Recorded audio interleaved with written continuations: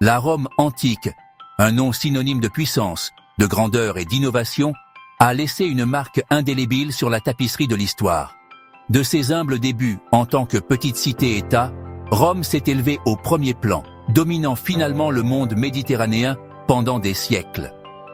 Ses légions, réputées pour leur discipline et leur puissance, ont conquis de vastes territoires, répandant le droit romain, la culture et les prouesses d'ingénierie au loin. Les Romains n'étaient pas seulement des conquérants, ils étaient des bâtisseurs, des innovateurs et des administrateurs. Ils ont érigé des structures monumentales, du Colisée, témoignage de leur génie architectural, aux aqueducs qui restent des merveilles d'ingénierie, alimentant en eau les villes de leur vaste empire. Le droit romain, avec son accent sur la justice et l'ordre, est devenu le fondement des systèmes juridiques dans de nombreuses parties du monde. Au-delà de ses réalisations militaires et politiques, la Rome antique était un creuset de culture, un centre de discours intellectuel et un centre d'expression artistique. Son influence se retrouve dans l'art, la littérature, les langues et les systèmes juridiques d'innombrables nations. L'héritage de la Rome antique est tissé dans le tissu même de la civilisation occidentale, un témoignage de son impact durable sur le monde. Après la chute de l'Empire romain, la péninsule italienne est entrée dans une période de fragmentation et de transformation connue sous le nom de Moyen Âge. Cette époque a vu l'essor de cités-États indépendantes, chacune rivalisant de pouvoir et d'influence.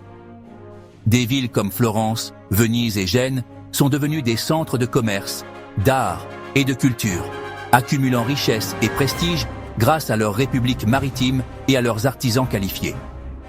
L'Église catholique, dont le siège est à Rome, a exercé une profonde influence sur l'Italie médiévale.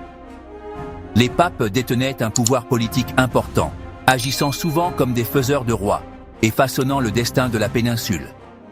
Les monastères sont devenus des centres d'apprentissage, préservant les textes anciens et encourageant les activités intellectuelles.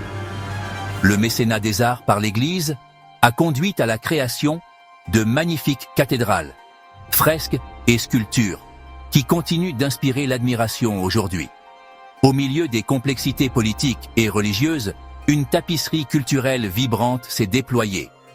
Des universités, telles que celles de Bologne et de Padoue, ont attiré des érudits de toute l'Europe, favorisant les échanges intellectuels et le développement de nouvelles idées. La langue italienne a commencé à prendre forme, influencée par le latin et les divers dialectes parlés dans toute la péninsule. La Renaissance, une période de transformation qui a marqué un regain d'intérêt pour l'art, la littérature et la philosophie classique, a débuté en Italie. Ce réveil, alimenté par une redécouverte des textes grecs et romains antiques, a déclenché une révolution culturelle qui allait balayer l'Europe. Florence, sous le patronage de la famille Médicis, est devenue un creuset de créativité, nourrissant des artistes comme Léonard de Vinci, Michel-Ange et Raphaël. Léonard de Vinci, véritable polymathe de la Renaissance, incarnait l'esprit d'investigation et d'innovation de l'époque. Son travail révolutionnaire en tant que peintre, sculpteur, scientifique et inventeur a laissé une marque indélébile sur le monde.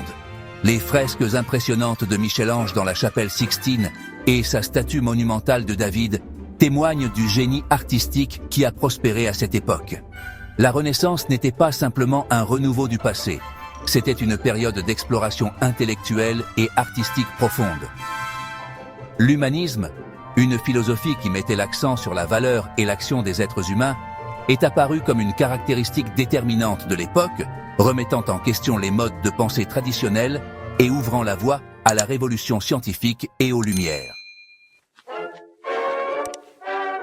Pendant des siècles, la péninsule italienne est restée fragmentée, divisée en un patchwork de royaumes, de duchés et de républiques. Cependant, le désir d'une Italie unifiée, le Risorgimento, a commencé à prendre racine dans le cœur de nombreux Italiens.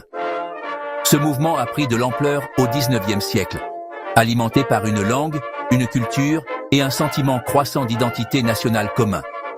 Des personnalités clés ont émergé pour défendre la cause de l'unification, notamment Giuseppe Mazzini, un nationaliste passionné, et Camillo Benso di Cavour, un diplomate et homme politique habile. Giuseppe Garibaldi, un chef militaire charismatique, a joué un rôle essentiel dans l'unification du sud de l'Italie grâce à ses audacieuses campagnes militaires. En 1861, le royaume d'Italie a été proclamé, avec Victor Emmanuel II de la Maison de Savoie comme roi. L'Italie nouvellement unifiée a été confrontée à des défis importants, notamment des disparités régionales, une instabilité économique et la nécessité de forger une identité nationale commune. Cependant, le pays s'est engagé sur la voie de la modernisation, de l'industrialisation et de la renaissance culturelle.